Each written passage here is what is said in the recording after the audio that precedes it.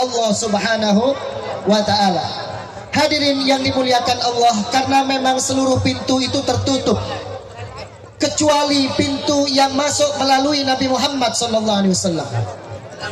Kita gak bakal masuk surga, gak bakal dapat ridha Allah, gak bakal dapat cinta Allah jika kita tidak melampaui tapak tilas Nabi Muhammad SAW. Sehingga kita semua diperintahkan oleh Allah Ta'ala, katakan hai Muhammad, jika memang umat manusia cinta kepada aku, perintahkan untuk ikut engkau.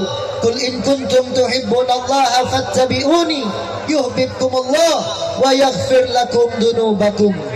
Ini hadirin rahimakumullah, kiranya apa yang dapat saya sampaikan dengan tujuan agar kita semua semakin berpegang teguh terhadap apa yang telah ditapak tilasi oleh para habaib, oleh para ulama, sehingga kita menjadi orang yang penuh kebahagiaan hidup kita, penuh ketentraman hidup kita berkat salawat kepada Nabi Muhammad sallallahu alaihi wa alihi wa sahbihi wasallam. InsyaAllah yang sedikit itu hadirin rahimakumullah yang dapat Al-Fagir sampaikan. Namun insyaAllah di setiap rutinan ini kita berdoa kepada Allah Ta'ala semoga ini bisa menjadi rutin, dan Habib Muhsin pun bisa rutin datang bersama kita insyaAllah. Amin. Beb, rutin Beb. Rutin. Kita doakan Habib Muhsin siap rutinan dengan kita di sini. Amin. Kira-kira setuju tidak? Setuju tidak?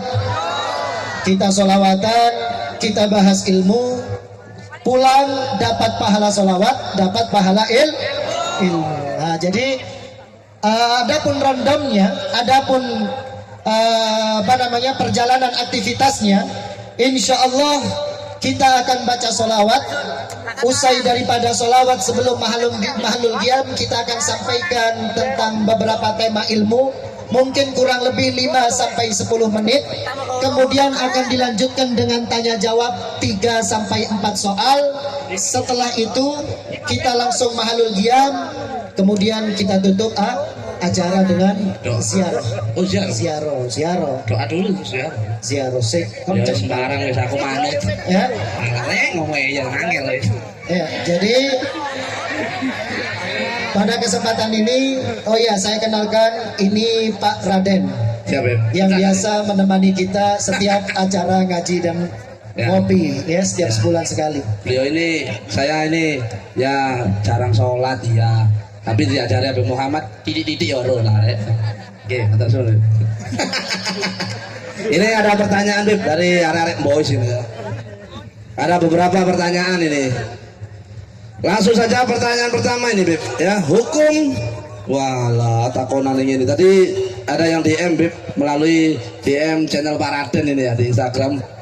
Jadi hukum berangkat bareng sama pacari ya, hadir sholawatan. Wah angel tompong aku aja aku ke laut itu ya, aduh ya. Jaga jarak, sing pacaran jaga jarak ya. Woi, tenang saudara. Gimana Beb hukum berangkat atau modus ya, ibaratnya modus ya, ngajak pacari sholawatan? Monggo Beb dijawab.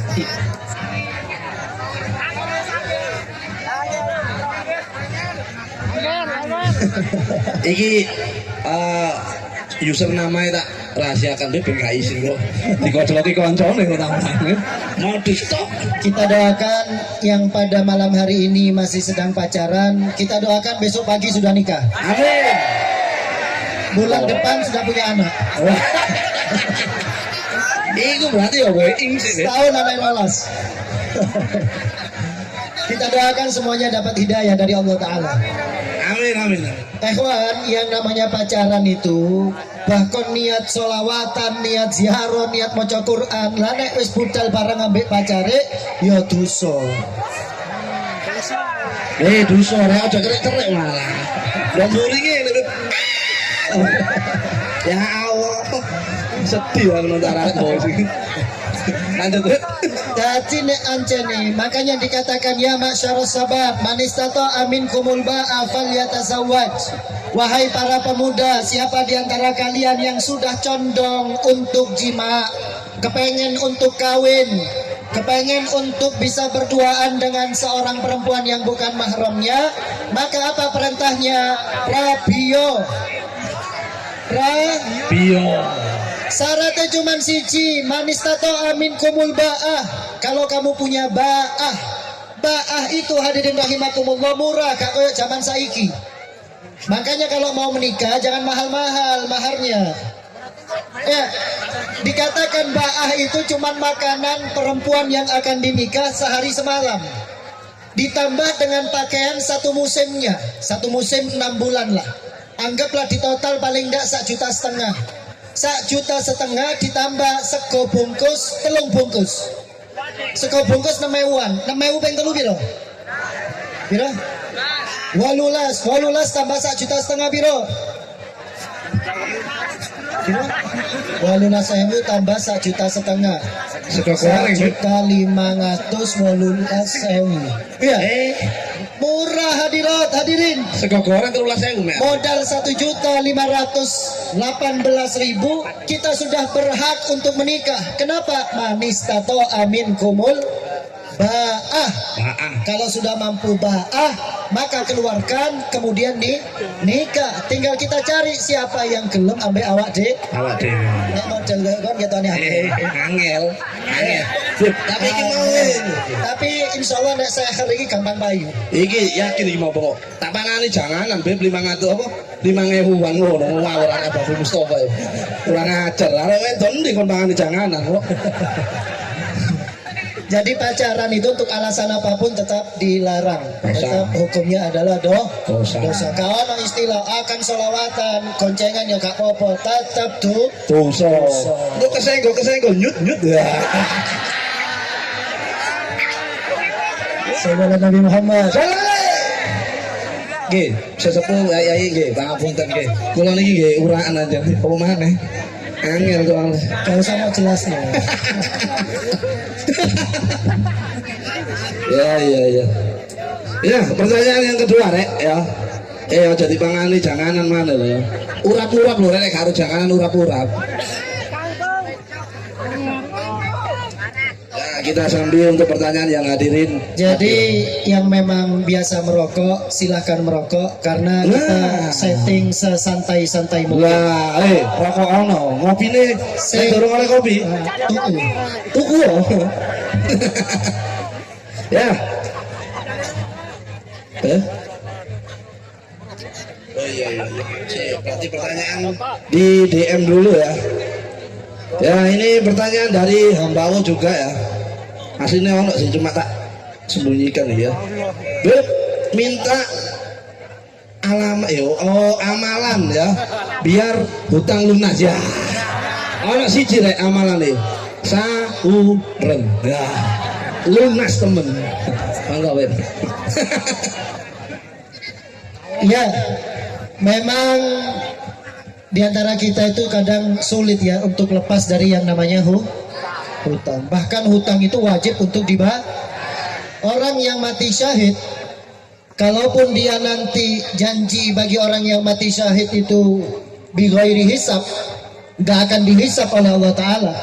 Tapi saat dia punya hutang, maka resikonya dipending.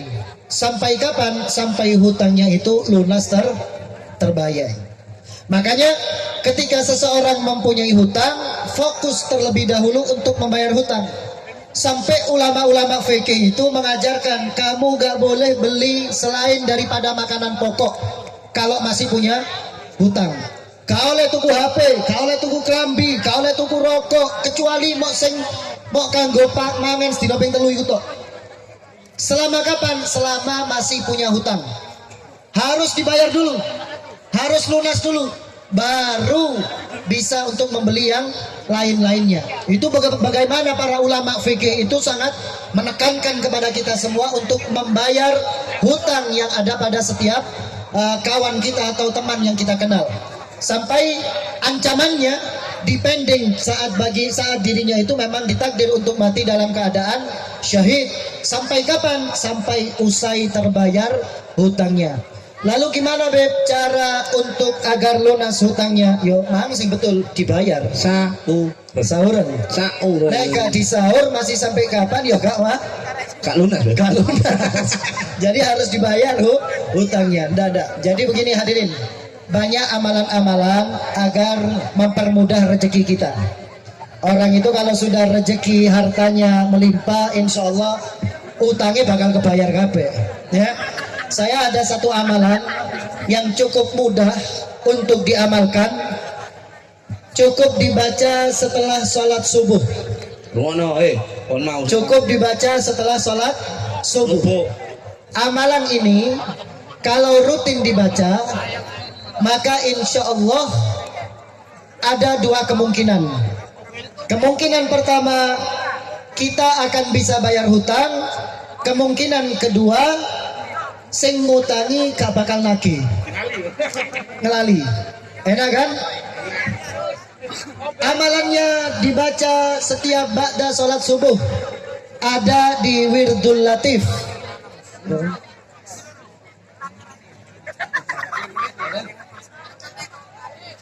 Allahumma inni a'udzubika min ghalabatid daini wa qahrir rijal minal ajzi wa minal kasali. Itu bisa dicari di Wirdul Latif, bisa kita baca. Dikatakan oleh ulama hadirin rahimakumullah, memang akan mudah untuk terbayar. Atau kemungkinan yang kedua, orang yang menghutangi akan membebaskannya. Orang yang menghutangi kita akan membebaskan. Nah, jadi dua kemungkinan itu akan didapat. Bisa didapat di Wirdul Latif. Makanya aqallul iksar indal habaib, para anak turun Nabi itu paling sedikitnya wirid itu dua. Ba'da subuh Wirdul Latif, ba'dal maghrib rotib had. Nah, jadi kalau cinta sama Habib Syekh, cinta sama solawat, cinta sama Nabi Muhammad, cinta sama para habaib, jangan tinggalkan dua itu. Ba'da subuh Wirdul Latif, ba'da maghrib rotibul had. Aqallul iksar, paling minimnya zikir daripada ahlul bait Nabi Muhammad sallallahu alaihi wasallam. Insyaallah tak dongano sing diutang lunas kabeh. Amin. Sing amine banter cepet lunasi. Amin. Sing amine banter utangnya akeh kita ora. Kawan paling baik. Iya, paling banter. Ya, pertanyaan selanjutnya ya. Kita takon dhisik iki. Ya, DM lagi ya. Oke. Beb, kalau suami saya mau nikah lagi, diizinkan atau gimana, Beb? Ya, izinkan ya. Nek Pak Raden ngomong izinkan ya. Menurut Habib Muhsin gimana, Beb? Beb. Oh boleh, sah. Habib Muhsin boleh tak. Atur. Angel. Pertanyaan ini sopo sih gimana? Ketoro kan dia Kak. Jadi kalau memang suaminya minta kawin lagi ya izinkan. Ya kan? Sah. Karena memang di dalam Islam itu dianjurkan kita itu untuk menikah. Dan menikah itu hadirin rahimakumullah termasuk sunnahnya para nabi dan siarnya para aulia. Sayyidina Hasan, cucu daripada Nabi, putra Ali bin Abi Thalib dengan Sayyidatuna Fatimah Az-Zahra, menikah terbilang sebanyak 300 kali. Oke, 300 kali. Nah, jadi kalau memang cinta sama habaib ya jangan ikut cuman marek-marek toh. Yo ikut ono apa sing dadi kebiasaannya para habaib zaman dulu. Tak ikuti Beb, sumpah. Apa kebiasaannya itu? Termasuk siarul aulia. Nikah itu adalah siarnya para wali. Lalu bagaimana seorang istri untuk mengizinkan suaminya menikah? Jika memang mampu untuk suaminya itu agar menikah lagi, silahkan diizinkan. Namun jika memang Anda sebagai seorang istri keberatan suami Anda untuk menikah lagi, maka boleh untuk menolak, tapi tetap dengan tata krama yang diunggulkan. Ya, untuk menolaknya dengan tata krama yang diunggulkan, karena perempuan gak bakal masuk surga tanpa ridho seorang Suami meskipun sholat 5 waktu, puasa Ramadan, kalau tidak dapat ridho suami, perempuan nggak bakal masuk surga. Nah, oleh karenanya harus pintar-pintar jaga hati suami, baik apa saja yang diminta oleh suaminya. Wallahu a'lam. Pertanyaan tinggal 2 ini, Beb. Iya, waktunya jam berapa sih? Hah? Jam 10. Ya, sih mari ngene rek. Iki pertanyaan sing iki penggawean arek nom-nom ketara iki. Aku yakin iki. Ya, bagaimana dengan rungono rek? Saudara, ya. Bagaimana dengan orang yang akeh cilik iki? Orang yang ngelicis di hamam itu apa? Kamar mandi ya, hamam di kamar mandi, ojo nang tengah laut aja kan kecil bisa. Oh ya, kira kayak anak kecil karena bahasa Indonesia pasti tahu mereka, jadi tak singkat itu mau ngelicis ya.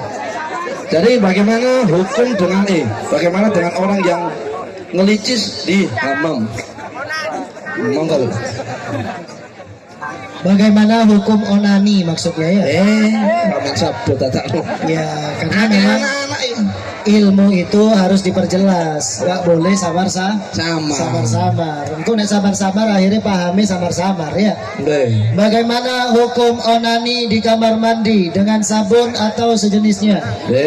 Hukumnya adalah haram. Rungono kok sing takon mau ndi mau. Arek nom-nom aku yakin sing takon mau. Ahlan wasahlan Gus Fahmi. Semoga gak luput barokah dari beliau insyaallah. Hukumnya tetap haram. Hukumnya haram. Kecuali hadirin sudah dalam titik darurat. Titik darurat itu seperti apa? Tidak mampu menahannya, kemudian rawan dan pasti akan jatuh kepada zina. Maka ulama pun masih menjatuhkan hukumnya kepada kata makruh. Tapi ingat, pada saat yang sangat genting, sudah tidak bisa lagi untuk kalau gak ngono bakal zina. Nek gak ngono bakal zina. Tapi kalau masih bisa terhindar dari zina, maka hukumnya adalah haram. Gambarannya begini. Kita tinggal satu kamar, misalkan kekunci dengan perempuan yang bukan muhrimnya. Maka memuncak kemudian syahwatnya, maaf, ini ilmu ya. Kemudian memuncak syahwatnya, agar tidak terjadi, ini bakal terjadi. Kenapa? Syahwatnya dua-duanya sudah memuncak, kemudian sangat memungkinkan untuk menjalankannya, maka boleh untuk mengambil pilihan itu. Ya. Tapi hukumnya bukan kepada boleh atau jawaz, hukumnya adalah makruh. Kenapa? Karena genting, karena posisinya sudah sangat bahaya. Tapi kalau misalkan tidak berada pada posisi seperti itu, hukumnya tetap adalah haram hadirin. Oke. Ya, insyaallah Allah halal. Insyaallah. Ya. Ini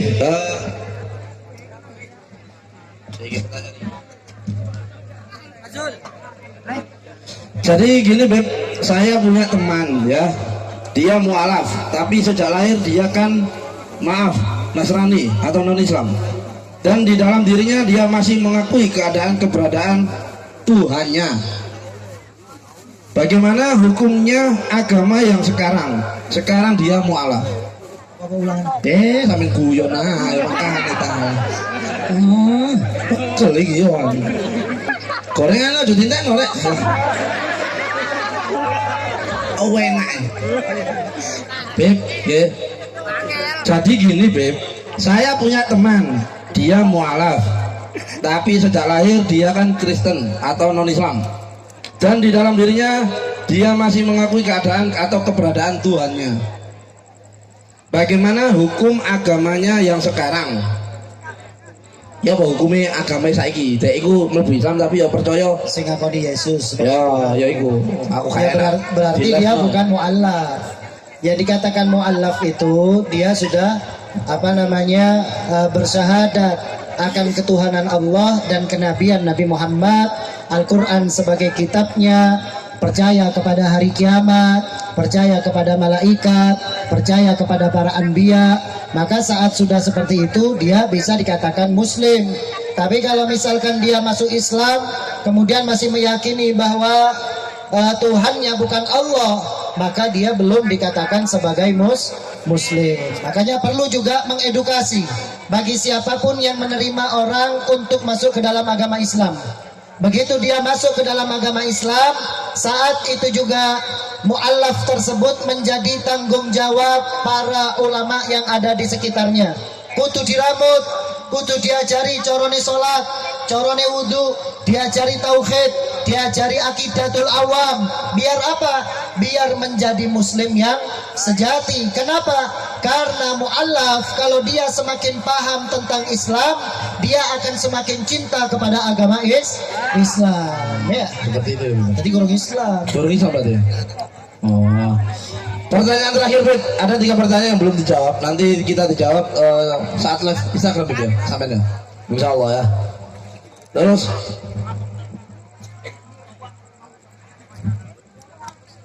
ya, pertanyaan terakhir ya. Rungono ya, sing arek nom-nom. Beb, menungguin atau